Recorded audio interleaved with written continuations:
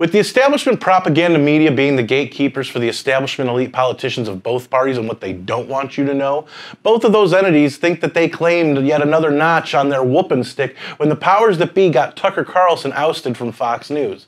The #1 personality on the #1 cable news channel was unceremoniously let go. The proposed reasons for the scalping abound. Oh, it was because of the Dominion settlement. Or, yeah, but it was because of a low-level producer who had a mission to get Carlson the minute she walked in the door to work on his show. The real reason everybody is focused on Tucker is because of what he said.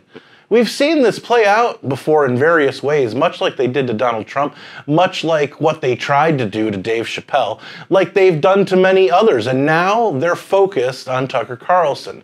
And if you're not careful, the left will celebrate all attempts to destroy your livelihood too.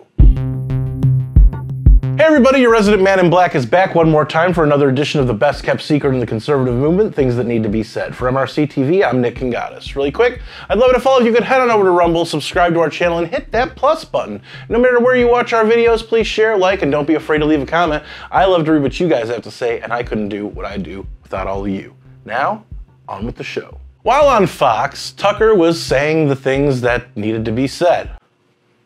Take the things he talked about, particularly over the past few years. Heck, a week before he was fired, Tucker interviewed Trump. And Trump intimated in the interview that he watched Carlson's show all the time. It was pretty clear even Trump was a fan. They said Russia blew up their own pipeline. You got a kick out of that one too. Kim Jong-un, you went with me on a trip. You insulted him, which didn't make my life too easy, but that's okay.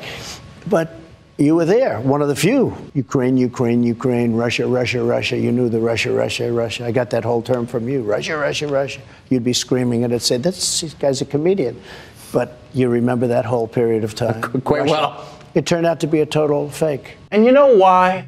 Because Tucker asked pointed questions. You don't have to like what he said or the conclusions he sometimes reached, but there is a reason he was the most popular cable news host. Tucker Carlson provided video evidence of January 6th and called out alleged FBI plant Ray Epps consistently. And hey, maybe it was just a coincidence that the day before Tucker and Fox parted ways, 60 Minutes did a whole fluff piece on how wonderful a person Ray Epps is, with him even calling out Tucker for trying to ruin his life. He's obsessed with me. He's going to any means possible to destroy my life and our lives. Why? To shift blame on somebody else. No, sir. The recordings may have done that just fine for you. We saw Epps calling for people to storm the Capitol on multiple occasions. We need to go in to the Capitol. Let's go! So I'm going to put it out there. I'm probably going to go to jail for it. Okay? Tomorrow, we need to go into the Capitol. Into the Capitol.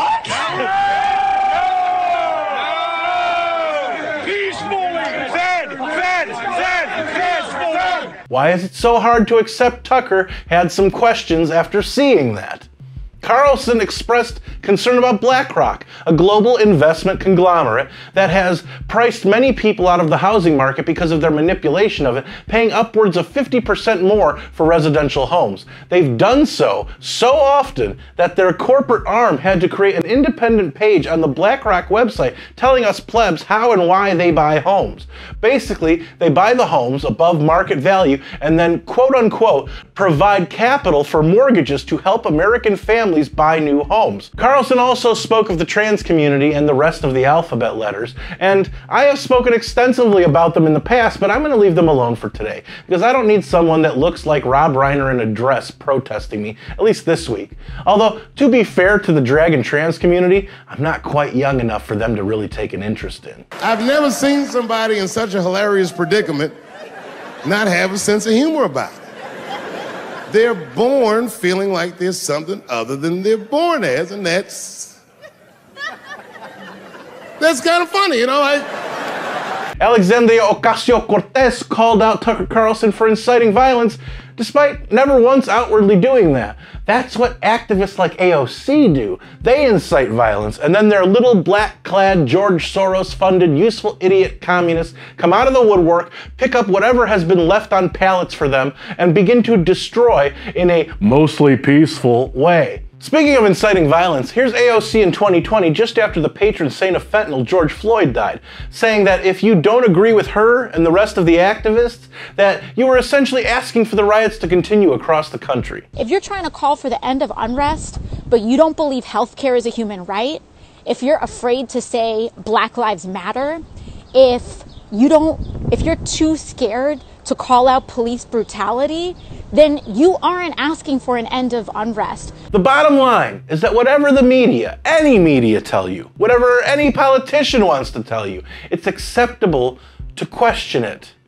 There's literally nothing we can believe from these people anymore. So whatever they say is the reason Tucker was sent away, you may want to believe the opposite. You're more likely to be right believing the opposite than if you just blindly believe what someone like Oliver Darcy or Brian Stelter might tell you. And, you know, most people don't want to turn to Brian Stelter to tell us what's real. I'm sorry.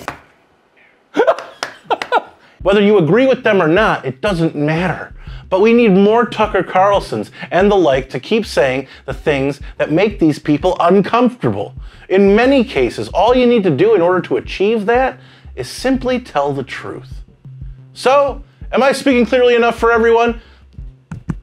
Is this thing on? Are you listening and then forming your own opinions yet? Let me know what you think in the comments, where I do read most and reply to some. And don't forget to subscribe to our channel on Rumble and hit that plus button. If you like this video, don't forget to share, comment, and give it a thumbs up. Those are the best ways to help these videos reach more people, and it's the best way to let us know you want us to keep these videos coming. Subscribe to our channel and hit that notification bell so that YouTube might actually let you know when MRCTV comes out with a new video if they haven't censored it or taken it down yet.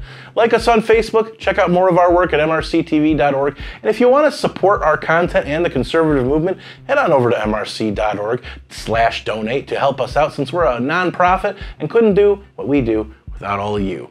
For MRC TV, I'm Nick Kangadis.